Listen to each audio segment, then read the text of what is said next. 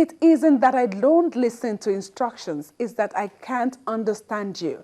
That may be one of the thoughts of a child living with autism when being scolded for not carrying out an instruction. Autism can be baffling even to those who spend their lives around it. The child who lives with autism may look normal, but his behavior can be perplexing and downright difficult.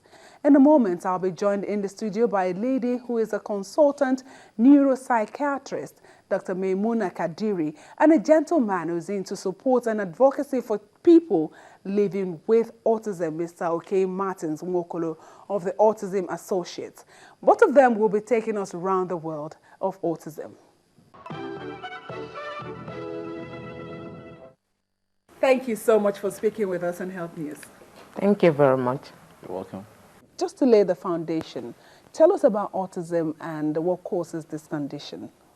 Well, autism is a childhood disorder, and by definition, it's a neurodevelopmental. Breaking it down, meaning neuro is something regarding to the brain, development meaning something that is ongoing, especially before the child is born, and is usually seen before the child is 36 months old, meaning 3 years, which affects the social interaction of the child, communication, and also the behavior of that child. The first important thing is that autism still has, the cause is still unknown, but other attributing causes of saying, risk factors, yeah, right? yeah, Okay. we have the genetic factor, meaning if there's a problem, if there's a family history, possibility of another child having it, and also if it's a set of twins, same way, and then of course the environmental factors that come into it.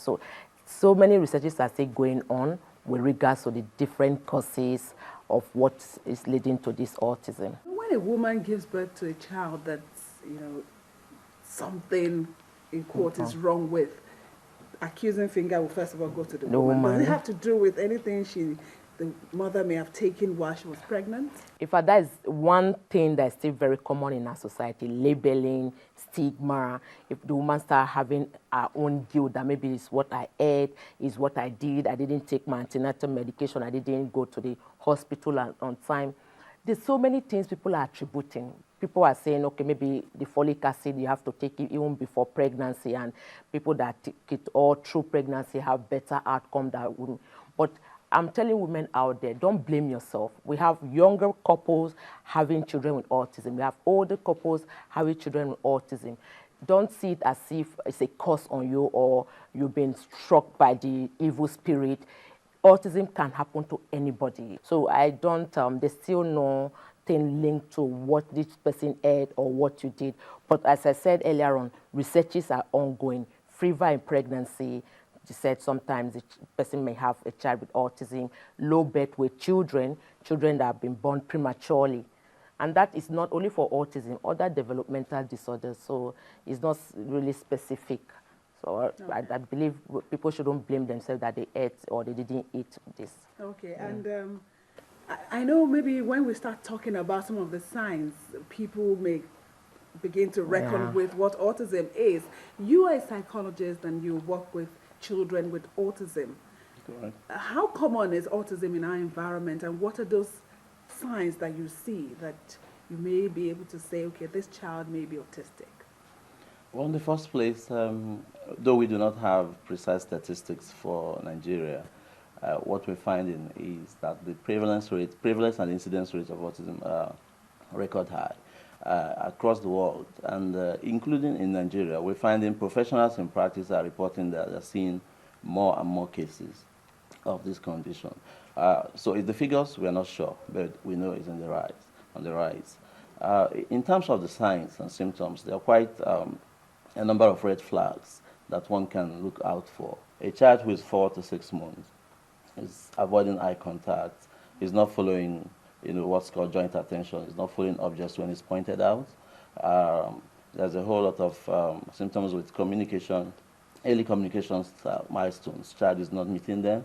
Is when the child is not talking when he should be talking, or babbling, like say 6 months and 8 months. It doesn't say the child has autism, but it's a pointer to look closely at what might be going on. If a child who is 2 years plus is not beginning to join words and forming sentences, that's also some sort of concern.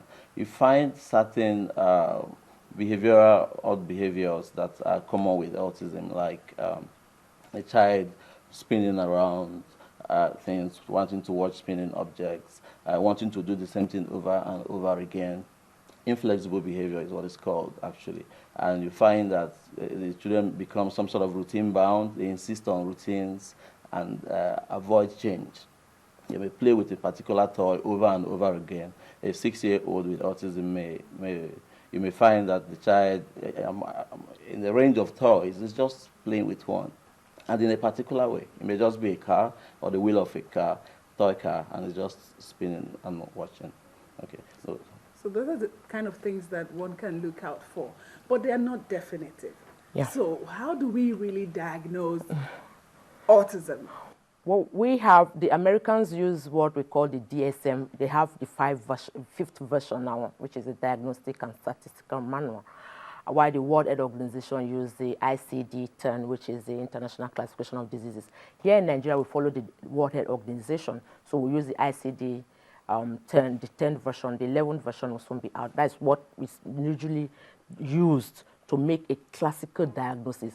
It's in different section A, B, C, and then because it's a spectrum, because we're talking just about autism disorder now, it's grouped under pervasive developmental disorder. But we have a little thing that we can use, even the primary health care, we call it the MCHAT, because we're saying that diagnosis for autism before the age of 3 years. So that can be a screening tool, which has 20 questions that you can use, and then you can, oh, this child has this features, so it needs further evaluation. So once you refer to the appropriate body, then a diagnosis can then be made, and of course the treatment modality. But very importantly for anybody listening, it's best for you to have the right diagnosis to avoid that labeling. It may take a longer time now for somebody to say, okay, let's even re-evaluate to find out if this child has autism. But if you just assume, oh, it has autism, and then everybody starts saying he or she has autism, that there is a problem. Okay, you said something about labeling in our environments, stigmatization. Yeah. Children that exhibit some of these signs and symptoms that you mentioned, sometimes they don't get a favorable response from members of the society. And how does this affect them? I think what people should do is to seek more information. We have seen several cases of abuses, people dealing with children with autism in ways that, it's obvious that they don't understand what the child is going through. The child is having serious communication difficulties, behavioral difficulties, and you make no sense of them because you don't understand them. And so they misinterpret that to be, this child is stubborn, or this child is wicked, or they give names and then that results to abuse. But if a teacher is informed, or the society in general, because these children will go to hospitals, they will go to public places, they will go to churches and religious organizations. So everybody is important. It's important for everybody to become autism aware, so that we can, help them and not misunderstand them as well. Okay, Mr. K was talking about intervention, early intervention. What are those options available? Management of children living with autism is multidisciplinary. No one person can do it alone.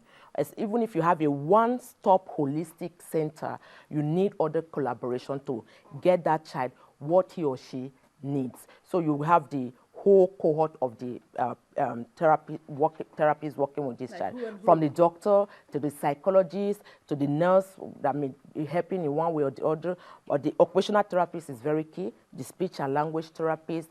Yeah, those are the basic group of people that really help. Then, of course, we have the intervention that revolves to music therapy, art therapy. There's so many things because some of them are very skilled in something. Some are very good with music, some are very good in drawing. So if you discover something like that in that child, of course, you need to maximize that child's strength and minimize the weaknesses by working on that child. So it's a whole lot of therapeutic interventions.